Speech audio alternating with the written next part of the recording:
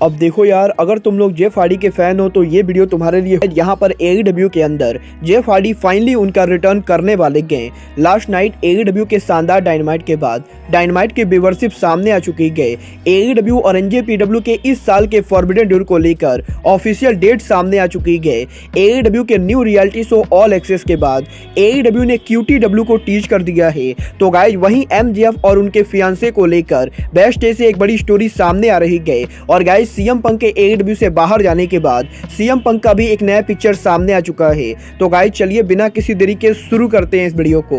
और गाइज सबसे पहले बात करेंगे AEW के व्यूअरशिप की। अगर बात करें यहाँ पर AEW के डायनामाइट के व्यूअरशिप की, तो गाइज जैसा कि आप लोग को याद होगा, लास्ट वीक AEW के डायनामाइट को अमेरिका में मात्र 8,24,000 लोगों ने देखा था। और गाइज उस डायनामाइट के काफी बेटर होने के बाद भी उस डायनामाइट को बहुत ही लो व्यूअरशिप मिली थी। बट गाइज यही AEW के इस हफ्ते के डायनामाइट के व्यूअरशिप अब लास्ट वीक के मुकाबले करीबन 2 लाख ज्यादा बढ़ चुकी है। क्योंकि गाइज AEW के इस हफ्ते डायनामाइट को एक बार फिर से 1 मिलियन व्यूअरशिप ने क्रॉस कर दिया है। और गाइज AEW के इस हफ्ते डायनामाइट को अमेरिका में 1,28,000 लोगों ने देखा है। और गाइज यहाँ पर डेफिनेटली टोनी खान की ये जो अनाउंसमेंट है, इसकी वजह से बहुत सारे लोगों ने AEW के शो को देखा है। बट गाइज यहाँ पर क्वार्टर व्यूअरशिप के अंदर AEW के डायनामाइट शो पर जिस सेगमेंट को सबसे ज्यादा देखा गया है, वो सेगमेंट ना तो टोनी खान की अनाउंसमेंट है और ना ही AEW के मेन डिवीजन का कोई और मैच। क्योंकि गाइज यहाँ पर AEW के डायनामाइट शो के ऊपर जिस सेगमेंट को सबसे ज्यादा देखा गया है, वो सराया और स्काई ब्लू का मैच है।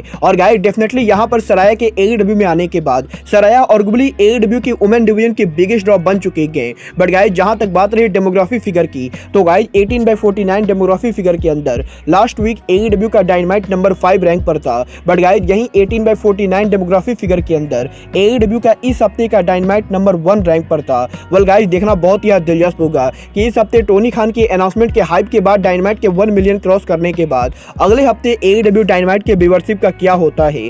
बट गाइज जहां तक बात रही टोनी खान की, तो गाइज जैसा कि मैंने आप लोग को ऑलरेडी बताया है, टोनी खान इस साल भी NJPW के साथ मिलकर उनके फॉरबिडन डोर पेपर व्यू को करने वाले गए। और गाइज यहीं अब AEW और NJPW के इस साल का forbidden door pay per view Tony Khan किस दिन करेंगे, इसको लेकर बहुत ही बड़ी अपडेट आ चुकी है। गाइज यहाँ पर अमेरिका में स्पेक्ट्रम केबल ने इस चीज को कंफर्म किया है कि AEW और NJPW के इस साल का forbidden door pay per view Tony Khan 24 जून को करने वाले गए। और गाइज लास्ट ईयर 26 जून को AEW और NJPW के फॉरबिडन डोर के बाद इस साल भी AEW और NJPW का फॉरबिडन डोर पेपर व्यू आप लोगों को जून महीने में 24 तारीख को देखने को मिलेगा। वेल गाइज देखना बहुत ही दिलचस्प होने वाला है कि 24 जून को AEW और NJPW का forbidden door pay per view Tony Khan किस अरीना के अंदर बुक करते गए। और गाइज इस साल के फॉरबिडन डोर पेपर व्यू के ऊपर हमें कौन कौन से बड़े ड्रीम मैचेस देखने को मिलते गए। बट गाइज जहां तक बात रही टोनी खान की, तो गाइज जैसा कि हम लोगों ने कल AEW के डायनामाइट पर देखा, कल AEW के डायनामाइट शो के ऊपर टोनी खान ने AEW का brand new reality show AEW all access announce कर दिया है। बट गाइज यही AEW के कल हुए डायनामाइट शो से पहले AEW ने जब इस हफ्ते उनका डार्क शो ब्रॉडकास्ट किया था, तो गाइज AEW के डार्क शो के ऊपर AEW ने एक 5 सेकंड के टीजर वीडियो को चलाया था। और गाइज इस टीजर वीडियो के अंदर AEW ने QTW कमिंग सून लिखा था। और गाइज यहाँ पर अब AEW इस चीज को हिंट कर रही है कि AEW के अंदर QTW नाम का कोई चीज आने वाला है। और गाइज देखना बहुत ही दिलचस्प होगा कि AEW ये जो QTW लाने वाली है, ये AEW के किसी रेसलर का फैक्शन होता है या फिर AEW का एक और टेलीविजन शो। वेल गाइज आपको क्या लगता है AEW QTW नाम का क्या लाने वाली है, आप लोग मुझे कमेंट करके बताइए। बट गाइज चलिए अब आगे बढ़ते हैं और बात करते हैं AEW के current world champion Maxwell Jacob Friedman MJF की। वेल गाइज अगर आप लोगों ने कल AEW डायनामाइट पर MJF और ब्रांड का सेगमेंट ध्यान से देखा होगा, तो गाइज आप लोगों ने देखा होगा कि MJF के उस सेगमेंट के अंदर MJF ने ये कहा था कि MJF की फियांसी उनके छोड़ कर जा चुकी गए। और गाइज अगर आप लोग को नहीं मालूम है, तो गाइज मैं आप लोग को बता दूं,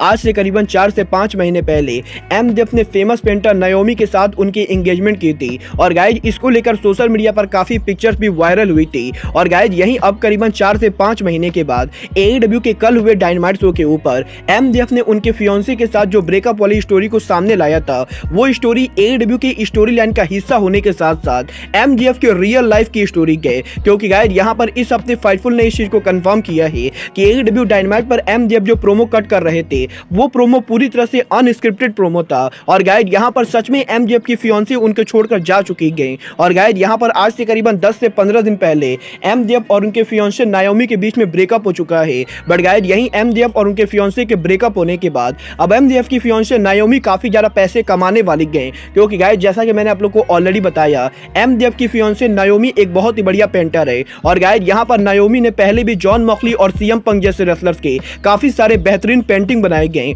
और गाइस यहीं अब एमजेएफ और नायोमी के ब्रेकअप के सामने आने के बाद नायोमी ने इस हफ्ते सोशल मीडिया पर यह अनाउंस किया है कि नायोमी ने एमजेएफ के जितने भी पेंटिंग बनाए गए, नायोमी उन सभी पेंटिंग को बेचने वाली गए। और गाइस यहाँ पर जिन भी लोगों को एमजेएफ की ये पेंटिंग खरीदने गए, वो लोग नायोमी को सोशल मीडिया पर कांटेक्ट कर सकते गए। वेल गाइस यहाँ पर ये बात तो क्लियर है कि नायोमी के एमजेएफ से ब्रेकअप होने के बाद अब नायोमी एमजेएफ की पिक्चर्स को बेचकर तगड़े पैसे कमाने वाली गए। बट गाइस चलिए फिलहाल आगे बढ़ते हैं और बात करते हैं एईडब्ल्यू के biggest superstar, best in the world CM Punk की। वेल गाइस ये बात तो आप सभी को मालूम है कि एईडब्ल्यू से सीएम पंक के इनडायरेक्टली सस्पेंड होने के बाद CM Punk currently wrestling industry के बाहर काफी कुछ चीजें कर रहे गए। और गाइस यहाँ पर सीएम पंक एमएमए में कमेंट्री के साथ साथ मूवीज के अंदर काफी सारे अलग अलग रोल को प्ले कर रहे गए। बट गाइस यहीं अभी सप्ताह सीएम पंक का एक और पिक्चर वायरल हो रहा है। और गाइस जैसा कि आप लोग इस पिक्चर के अंदर देख सकते हो, इस पिक्चर के अंदर सीएम पंक मूवी को देखने हुए गए हुए हैं। और गाइस यहाँ पर एक रेसलिंग फैन ने ट्वीट करके ये कंफर्म किया है कि हॉलीवुड में कोकेन मूवी के प्रीमियर के ऊपर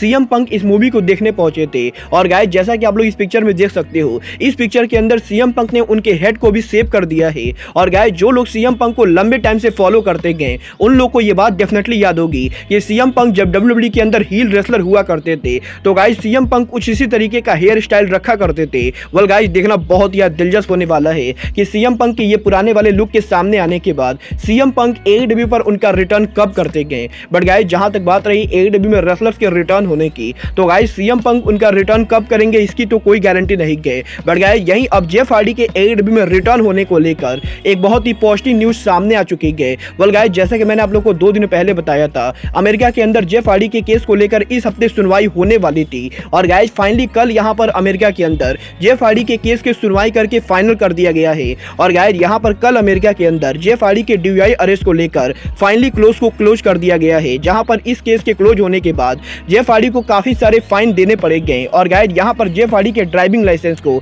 आने वाले 10 सालों के लिए सस्पेंड कर दिया गया है। बट गाइस यहां पर बढ़िया बात यह है कि जेफ हार्डी अब फाइनली बेल पे बाहर आ चुके गए। और गाइस जेफ हार्डी को अब जेल दोबारा जाना नहीं पड़ेगा। और गाइस कोर्ट ने यहां पर जेफ हार्डी को यह आदेश दिया है कि जेफ हार्डी को उनके डीयूआई सेशन को लेने पड़ेंगे। और गाइस ड्रग आदत को छोड़ने के लिए जेफ हार्डी को रिहैब में भी जाना पड़ेगा। बट गाइस यहां पर अब इन सभी चीजों के सामने आने के बाद अब यह चीज पूरी तरह से क्लियर हो चुकी है कि Jeff Hardy pro wrestling industry पर रिटर्न करने के लिए पूरी तरह से क्लियर है। और गाइस यहां पर जेफ हार्डी जैसे ही रिहैब में जाकर उनके ड्रग आदत को पूरी तरह से छुड़ा लेते गए, जेफ हार्डी एईडब्ल्यू पर रिटर्न करने के लिए पूरी तरह से क्लियर होंगे। वेल गाइस देखना बहुत ही दिलचस्प होगा कि जेफ हार्डी के डीयूआई अरेस्ट में बाहर आने के बाद अब जेफ हार्डी एईडब्ल्यू पर उनका रिटर्न कब करते गए। बट गाइस अब आज के इस वीडियो में बस इतना ही। मैं मिलता हूं आपसे अपने अगले वीडियो में। बट गाइस तब तक के लिए goodbye, good night and bang.